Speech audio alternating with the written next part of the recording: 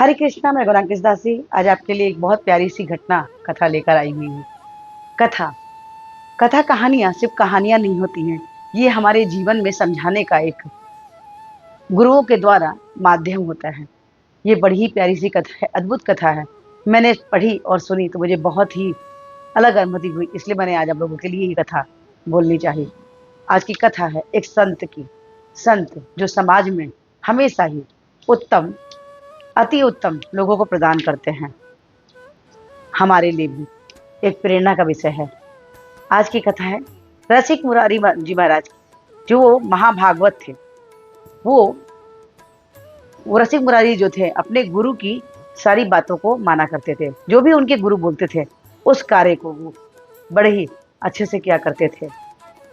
श्याम नंदन जी महाराज उनके गुरु थे, रसिक महाराज के। और वो हमेशा ही अपना जीवन संतों की सेवा के लिए लगाते थे। घटना कुछ इस प्रकार की है कि एक बार की बात है कि रसिक जी के गुरु जी को एक व्यक्ति ने बहुत बड़ी जमीन दी कि वो उसमें, क्योंकि उनके पास बहुत सारे संत शिष्य रहा करते थे जिनके भोजन के लिए अनाज वो स्वयं उगाने के लिए उन्होंने क्या किया कि उन्हें बहुत बड़ी भूमि दी जो बहुत ही उपजाऊ थी। और वो जो है कि उस भूमि पर खेती करने लगे और खेती करने से उनके शिष्य लोग जो हैं बहुत अच्छा अनाज उगाते थे। उससे सारे वो जो है कि संतों के लिए वहाँ पे भंडारे की व्यवस्था होती थी। लेकिन ये बात वहाँ के नवाब को मालूम चली, उसे ये अच्छी न लगी। उसने क्या किया कि जो वो जमीन दिए थे उस व्यक्ति ने, उस जमीन पर उन्होंने कब्जा कर लिया। और यही नहीं किया, जो आश्रम में जो कीमती सामान थे उनको भी उस नवाब के व्यक्तियों ने छीन लिया।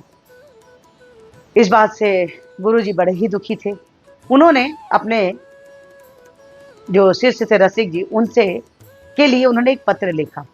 पत्र में लिखा कि आप जाइए और उस नवाब से जो भी हमारा यहाँ से ले गए हैं और जमीन उसको आप लेकर आइए।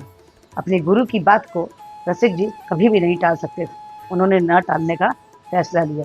लेकिन वो नवाब ने क्या किया, उनके लिए एक पालकी भेजी कि आप इसमें आइए।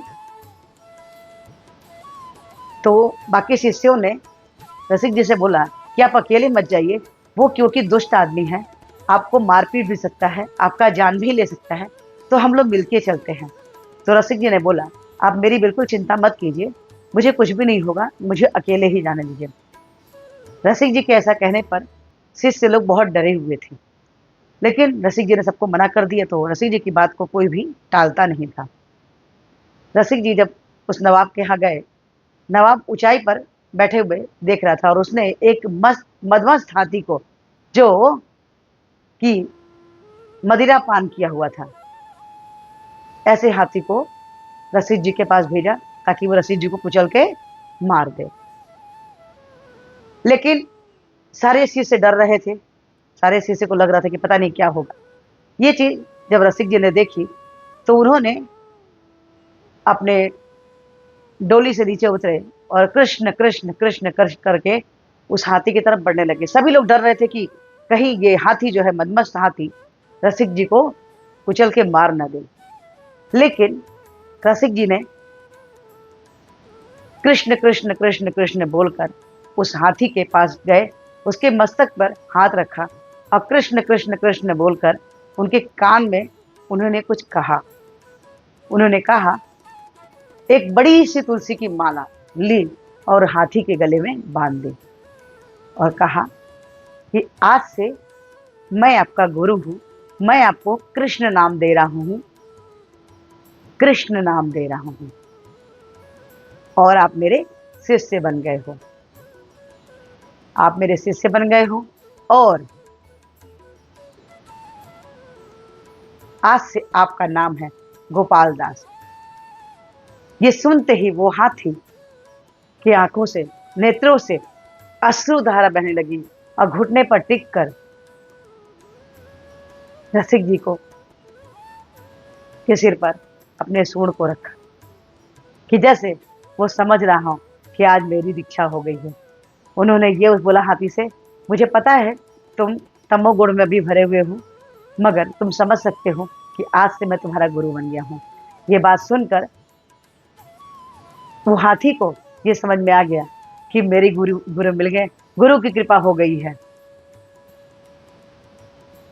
और वो शांत हो जाता है। ये देखते हैं ऊपर से खड़े हुए नवाब। यहाँ तक की कहानी आज आपने सुनी, आपको अच्छी लगी है? इंतजार कीजिए, इसके आगे की कहानी हम आपको कल बताएंगे। अगर आज की कहानी अच्छी लगी हो तो लाइक कीजिए, शेयर कीजिए, सब्सक्राइब कीजिए। ठीक है, देखिए संतों के जीवन से मनुष्य ही नहीं जानवरों का भी उद्धार होता है। तो आगे की कथा हम कल देखेंगे। हरे कृष्णा, राधे राधे। आप लोगों से यही विनम्र प्रार्थना कि हमारे पूज्य आचार्य प्रपाद में हरे कृष्ण महामंत्र जपने बोले हैं, जो कुछ इस प्रकार से है। हरे कृष्ण कृष्ण कृष्ण हरे हरे, हरे राम राम राम हरे हरे।